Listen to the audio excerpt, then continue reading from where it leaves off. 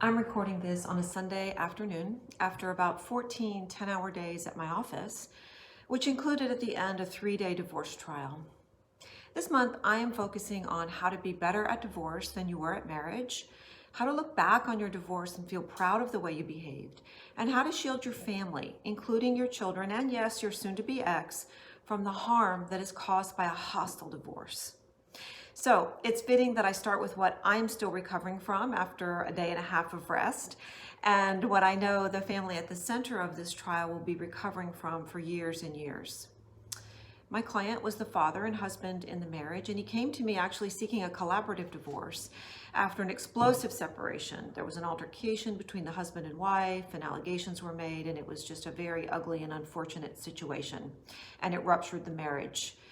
The couple had 3 children, one of whom was not yet a year old, and the other 2 were under the age of 5. So we've got 3 kids under the age of 5 and 2 parents who have some very hard feelings about one another. The case began in late 2018. Now, it seemed to me that Dad was reasonable in his expectations. He wanted his children half the time. He was flexible about what that schedule looked like. He had, up until the time of separation, been a very involved parent, making birthday cakes and Halloween costumes, taking kids to school, picking them up, cooking meals, grocery shopping, doing baths, just being a normal parent.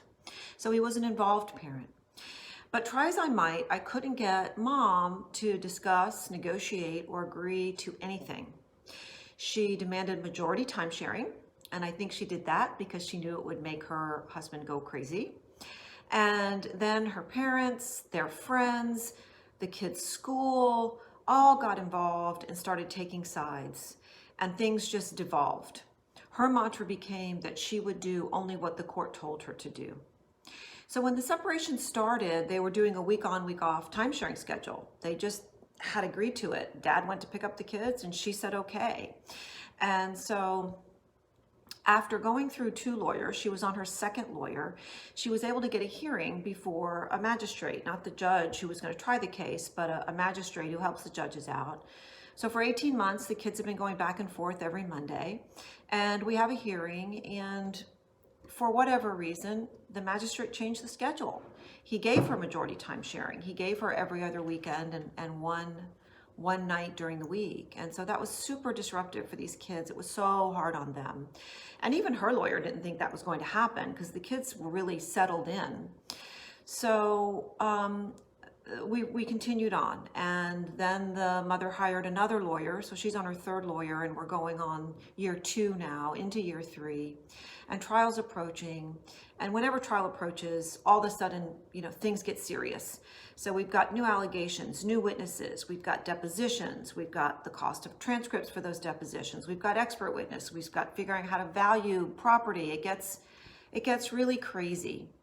And so what happened was there were new revelations by both clients as trial approached, because they both really wanted to win. And so all of the deep, dark, bad stuff started coming out. There was disclosures about some very intensely personal things. There were texts and photographs submitted. It just turned into a nightmare. It's the nightmare scenario in a divorce. And so by the time we got to trial, each of them had spent about $60,000 getting ready for trial. And they both were stressed out to the max. The kids were not doing well. The lawyers were not doing well because trial is very, very stressful for us because we don't know what's going to happen.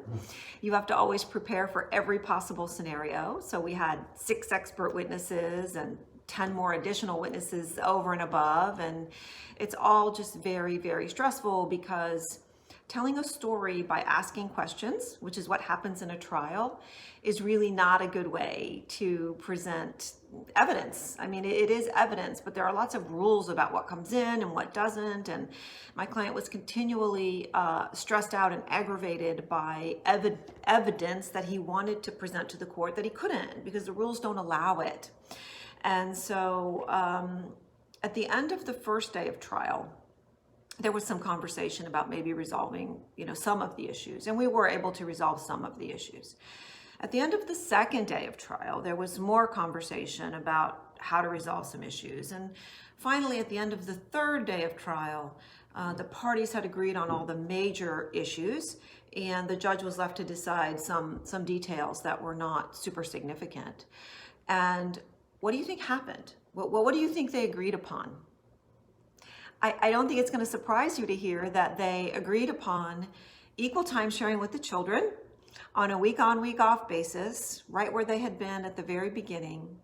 They agreed on a more or less fair split of their marital assets and liabilities. They agreed, pretty much equal. Everybody agreed to give back to the other any personal property that they had. And the case was resolved on the basis, 3 years after the fact, and probably close to $100,000 each later, where they were, right at where he was anyway, where my client was right at the very beginning. What a colossal waste of time and resources and energy. These people, their relationship is in tatters. There is no relationship left. There will never be a co-parenting relationship ever because of the allegations that were made and the things that were shared during the litigation, the private things that shouldn't have been shared with anyone. And so this family will never be the same. This family is really destroyed, and it was all so unnecessary. And so it's hard for me, it pains me to be involved in that. And that's why I urge collaborative divorce and mediation, and why I say that I'm a settlement specialist, because I know firsthand what the option is for families. And it's not good, it's bad. So in the next video, I'm going to be talking to you about how to divorce with dignity, how to avoid what we call intractable regrets about your behavior, things you may say or do, and how to leave the divorce process with a better co-parenting relationship, or at least a co-parenting relationship with your co-parent, which is obviously in the best interest of your children. As always, I love to speak with each of you personally. You can reach me at 271-8044. You can email me at pam@masterscdc.com. And there's tons of information on my website at www.masterscdc.com.